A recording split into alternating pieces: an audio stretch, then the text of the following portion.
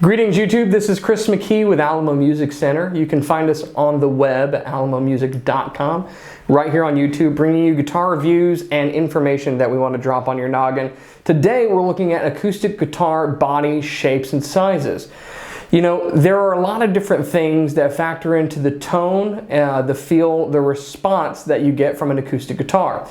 It's one of those instruments that really owes a lot of its sound to the construction that it has, and one of the biggest contributing factors to that is the body shape.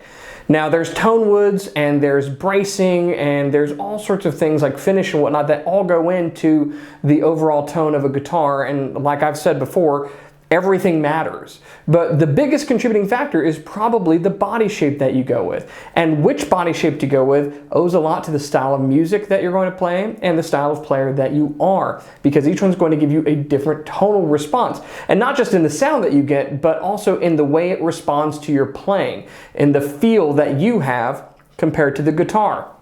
The perfect instrument for you really should be something that kind of disappears, that is so comfortable it's like putting on an old pair of jeans, and when you play it just kind of gets out of the way. You and the instrument are kind of one, so to speak. It's the symbiotic relationship, and that's found when you're not fighting the guitar. And so body shape's really important. So what we're going to do is we're looking at some Taylor guitars today, not because this is specifically to Taylor, but we had these guitars that were available in our inventory that were very similar and different body shapes that could kind of cover the broad spectrum that's available in the guitar market. So the first one that we're looking at is this guy. This is an 812 CE. Now this is a grand concert body from Taylor. What this is comparable to is like a triple O or OM body from another company. So a triple O or OM body basically has a small body, tight waist, similar to a classical guitar, and it's not very deep. The scale length could vary, but it's basically a small bodied guitar. Not quite as small as like a parlor, but theirs are pretty close, and they come in 12 fret and 14 fret varieties and whatnot. So Martin triple O's, small jumbos, depending upon the builder, grand concerts from Taylor, and so forth. So that's what we're getting at with this first guitar, and basically it's this. It's a small bodied guitar. Because there's not a lot of soundboard to it, it doesn't take a lot for the string to really get the top vibrating, move that energy through the top and get it to move, which means the response is very quick, and with a light touch, it's a loud guitar. And that kind of sounds weird, but I'm going to say this because it's very important that you understand. We're not saying it's louder than a jumbo or a Dreadnought, which we'll look at in a minute, but we're saying that with a light touch, it is louder than a Dreadnought or a jumbo. So a Dreadnought or a jumbo style guitar has the most volume potential. It can be the loudest when you really lay into it with a pick. It will always be louder than this. But if you're finger picking, the top on this is going to move with that light touch, so it will actually be a louder guitar. So if you are looking for something small bodied, maybe you're smaller stature, maybe you have a light touch, or you enjoy finger style guitar, then a small bodied guitar like a triple O, like a grand concert, is what you want to see. And as you listen to the music that we've done on each one of these, the pieces that I've played, you'll hear the differences come out. The other benefit of a small bodied guitar with a tight waist like this is that there's a lot of bell-like treble response that just projects and comes out with this wonderful chime. So light touch, strong dynamic range. It won't take a heavy strum. You can do a light pick on it to a point, but you'll hear as I play, if I strum heavy, it just kind of starts to compress and break up, and it has its limits. So that's a grand concert or triple O small bodied guitar.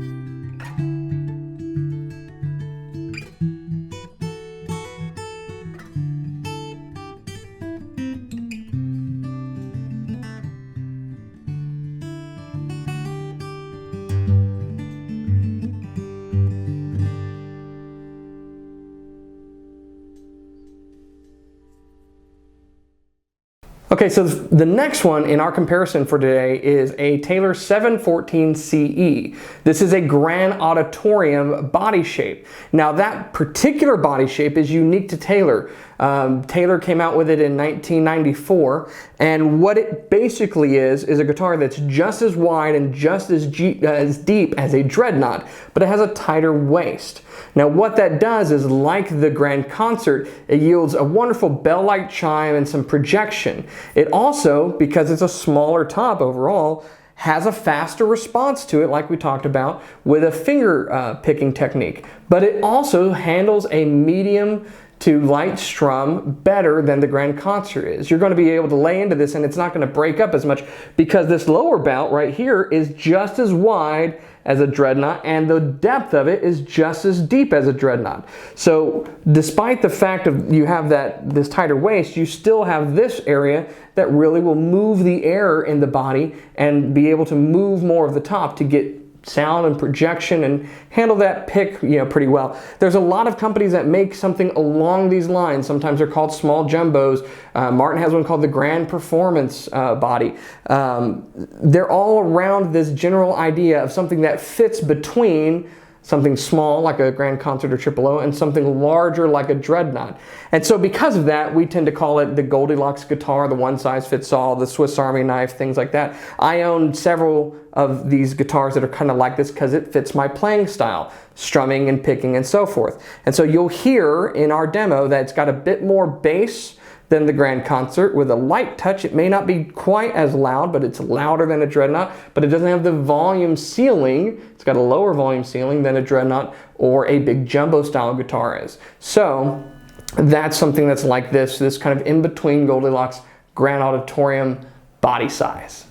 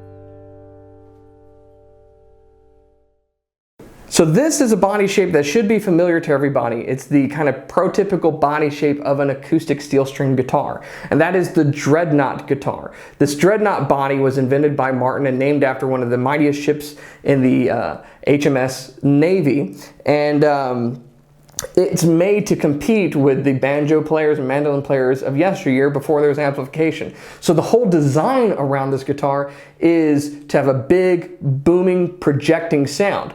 Tonally, it kind of looks like a box. It kind of sounds like a box. Not in a bad way. It just has a boxy kind of tonal response to it.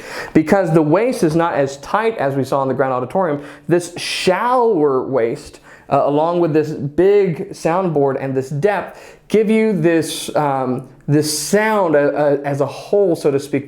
The trebles don't jump out as high, and the mids don't either. It's giving you a single projected tone with this really nice sound. Now, what you'll hear, hopefully, is that with the finger style stuff, it's definitely getting quieter. So with a light touch, bigger soundboard, it's not able to move as much. So you can certainly finger pick on it, but it's not projecting. However, when you take a flat pick to it and you really get the energy moving through the top, it comes alive and it projects with a lot of rich low end. So it really, really rewards you when you dig into it, and that's kind of what it's geared for. So you can finger pick it, but it's going to shine with really strong flat picking and medium to heavy strumming.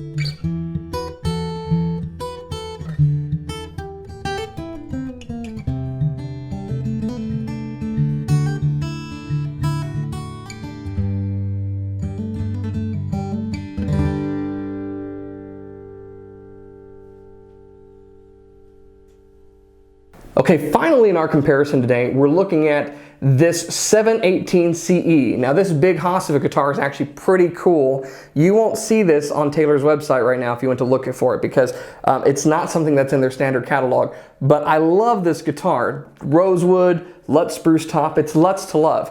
This guitar is basically in the jumbo category for Taylor guitars. So you compare this to a jumbo across different brands. Each one's going to be a little bit different, but generally speaking, what you're going to find with a jumbo guitar is a lot of headroom, meaning a lot of potential volume. You can just keep digging and digging and digging into this thing with your pick, and it's going to keep giving you more and more and more. Why? Well, one, you have this huge resonating chamber, which is the cavity inside the guitar that's giving you all of this low-end response. The other thing is that you have this ginormous soundboard. So when you're putting this energy into it by strumming on the strings, it's able to resonate and just give you this huge sound being pushed down to the guitar. And so that's why big body guitars like Gibson SJ200s, Guild Jumbos and things like that have always been really popular with guys who just want to go strumming at it. So that's the benefit of this. Now this is a little unique. I will give this caveat that Taylor redesigned their jumbo body to this grand orchestra a few years back, and it does respond better to a finger pick than a typical jumbo body will. But despite that, you're still going to hear that the small bodied guitars are louder with a light touch than the big bodied guitars are, even as if this is a little bit more responsive than a typical jumbo would be. So that's kind of what the breakdown is. Take a listen to the clip and see if you can hear the differences for yourself in our comparison.